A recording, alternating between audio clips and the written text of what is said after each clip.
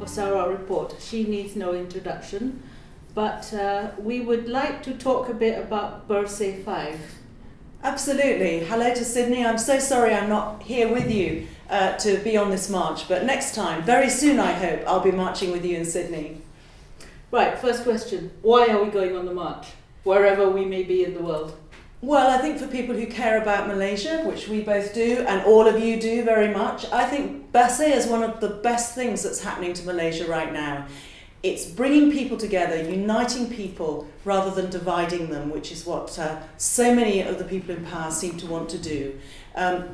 Principles that affect everybody equally, democracy and the rule of law, free and fair elections, and a campaign against corruption. That's the only way that Malaysia is going to keep going forward to be a modern, prosperous country. So yes. I think you'd have to be brain dead not to know about Bersih 5, right? Yes, I think it has been incredibly well promoted. It's an excellent movement. It's been so professionally run by a wonderful team of sensible, sober, organised, decent, professional people, and you know, this has been such a successful movement. They've avoided any of the problems that can come with mass marches. So it's a real achievement for Malaysia, and Bersih 5, I hope, will be just as much of a success. Well, we're experiencing probably the worst political crisis in our short history. You've exposed a lot about 1MDB. Would you like to speak a little about 1MDB? Well, yes. Obviously, this is about Bersih. It's not about 1MDB, but of course, 1MDB is perhaps the biggest example of the problems that are causing so much disruption and unhappiness in Malaysia. It's grand corruption at the very top. And really, it can't be denied anymore that the facts are absolutely out there on the table, corroborated by law enforcers across the globe. And frankly, if a leadership cannot accept that and resign when it is so obvious that they have abused their position, abused their power and broken the law, the people have to make their voice heard. And I think that's where 1MDB comes in on this. Obviously, Bersih has campaigned for crucial things like ending the buying of elections, which is what 1MDB was essentially about. But there are, you know, this is the example that people can latch on to that exemplifies the problems. Yeah. We want a complete change, don't we? We want a reform of the institutions. Yes, I think reform is the buzzword of Bersih, apart from clean, isn't it? And of course, reform is something that has to be a united agreement. So complete change, maybe not. Reform. Right. Now, just before Bersih 5, we've had the red shirts causing chaos and havoc, and the IGP just refuses to arrest him. Why do you think that is? Why do you think the red shirts are allowed to cause so much mayhem? Well, I think it's a disgraceful phenomenon, and I think that the red shirts have been promoted by Najib. I think that money is finding its way to the red shirts from unknown sources, and I think they're being used to intimidate, disrupt, and possibly deliberately create chaos. And Najib should call them off. Yeah, he should, but he hasn't. The IGP hasn't arrested him, and the sports minister, the Oxford-educated Clare said that to stop Bersih 5, to stop the red shirts, I must get this right, to stop the red shirts, you must stop Bersih 5. Now, that's...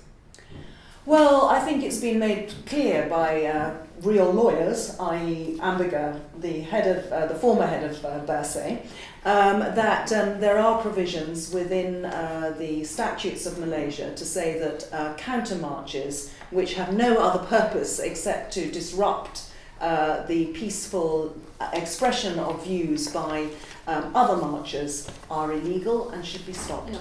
So the other underlying message is that if he wants Bersih 5 to be stopped, that means he must be afraid for his own position.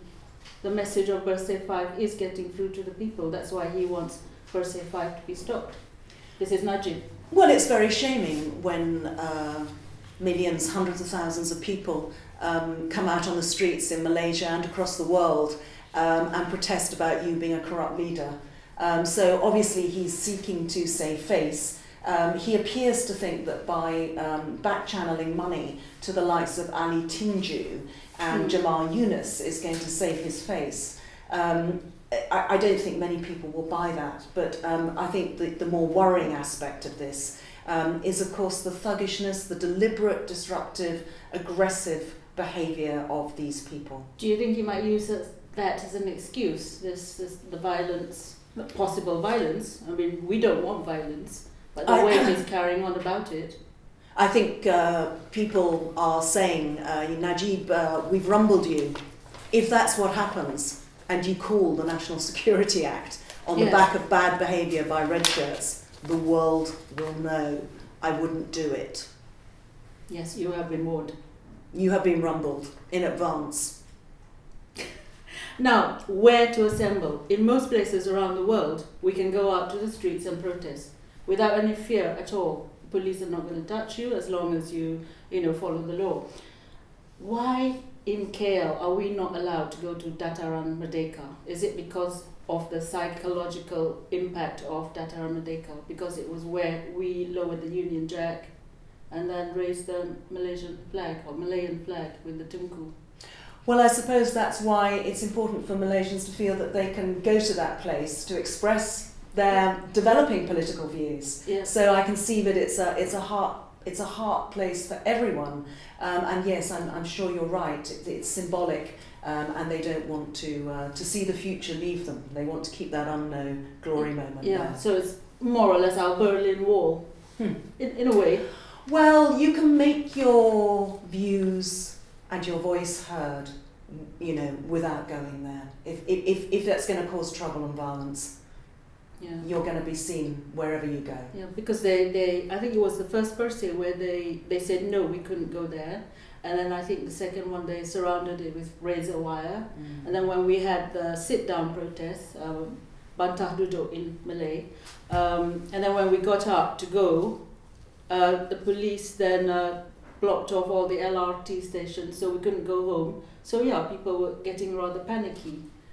Mariam, do you think it's fair to say that actually the police have got a little bit better at doing this? I mean, practice makes perfect. I think we should be having lots more Bersih marches. A, that makes, that really rams the message home. And B, the police will get less nervous about this. You don't have to treat people badly. You just have to help them go where they want to go. But also I think the police, everyone has a family. Everyone is affected by the high prices and the GST and everything.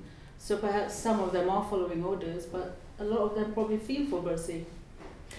Well, I think you have a government in Malaysia that controls very many people's lives in a way that in most democracies it is not the case. And many people have jobs, have grants, and positions in the police force, in education, where a great pressure is put on them to adopt a certain position. Whereas, of course, their private views may be very different. Yeah. I was talking to somebody yesterday and they said, oh, no, you're wrong. We have avenues to complain. You shouldn't go on the Bersih march. So I said, well, when then is the right time? And why shouldn't you go on the Bersih march? Because she says that there are avenues to complain. And I said, no, every time you complain, you the Sedition Act is thrown at you, you're arrested. Well, yes, and frankly, the avenues are all being closed off, aren't they? Yeah. There used to be avenues for arresting thieves, but the avenue got arrested itself. I think it's extremely naive to pretend that the institutions in Malaysia are working. They're not, and that's why people have to come out. I'm sure they've got lots of other things they'd like to do on their weekend. Yeah, and I think that is why Bersih 5 has come about, because we couldn't complain. There was no voice of dissent. We weren't allowed to complain. Well, we've seen the most unbelievable crackdowns, and might I say, the outrageous closing of my site, banning of my website for spreading false news. I'm accused of, and given that there's nothing I've printed, I don't think so far, that's been discredited. It's pretty cheeky, isn't it? Yeah. And you've got a situation now where they've invented a cyber crime court. And we're seeing that amazing, progressive, open newspaper, Malaysia Kini, and all its hierarchy being dragged into a cyber crime court over the next few days because they said something offensive. Now that's a pretty big, broad term, isn't it? We're learning that what offensive means is something that somebody decided offended them. Yeah, i.e. the Attorney General doesn't like it when someone says they think he's not good at his job. Right, into the cybercrime court you go. That is the Alice in Wonderland situation you have in Malaysia now. So of course, people have to unite in numbers to protect themselves when they protest. Because what they're doing in Malaysia is trying to pick off the voices, pick off the leaders, harass and imprison them. You need strength in numbers. That's what Bersih is about. Yeah. Now I'd like to touch upon the voices who cannot speak out, the students who have been sent letters. By Australian universities? Australia? I know that Monash did come in and apologise for that appalling threat towards its students, telling them they couldn't go out and peacefully protest. But please keep a better eye on what's going on in the campuses in Malaysia. Yep.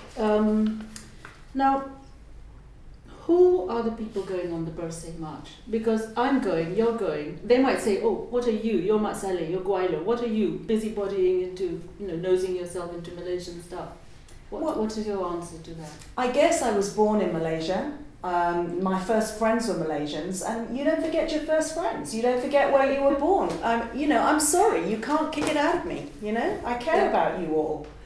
So that's one reason, and the other reason is that these issues affect us all.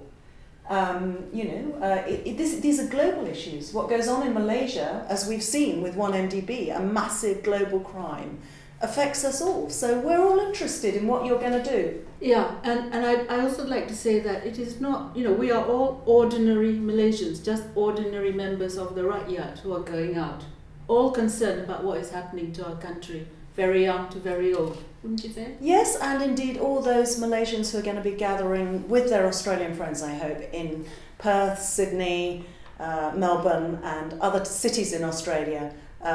We all unite because we care about Malaysia. We mustn't forget the journalists who have been jailed, beaten up, and the police, and also the one death in Bersih 3, I think it was, when a guy suffered a heart attack when they lobbed tear gas. Yeah.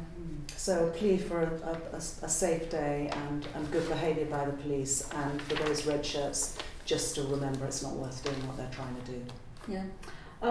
I have a message though for the people who are going out there. You're the converted, wouldn't you agree? They are the converted. They are going because they know something is wrong. But what is your message to the rest of the Malaysian diaspora who are not going? I think everyone's entitled to their opinion, and if they don't want to go, they don't want to go. I think the Malaysians who've left and have comfortable lives abroad are being selfish if they just forget about, their people back home. You can't stop that, so just prick your conscience a little bit and hope that you do go out and do something for your people. Yeah, but how about engaging with them? I mean, don't turn them away, but engage with them in conversation, and then perhaps talk with them, discuss issues, wouldn't you say? Well, you can tell them that if they don't come out now, they won't be able to tell their grandchildren how they helped Malaysia. They won't be able to say what they did when it mattered. So remember to be there when it matters. Have you got any other messages for? Have a great day. I hope the sun shines, not too hot. And we'll hope that it doesn't rain as usual here in London. But whether it does, we'll be out there. Thank you very much and have a good day.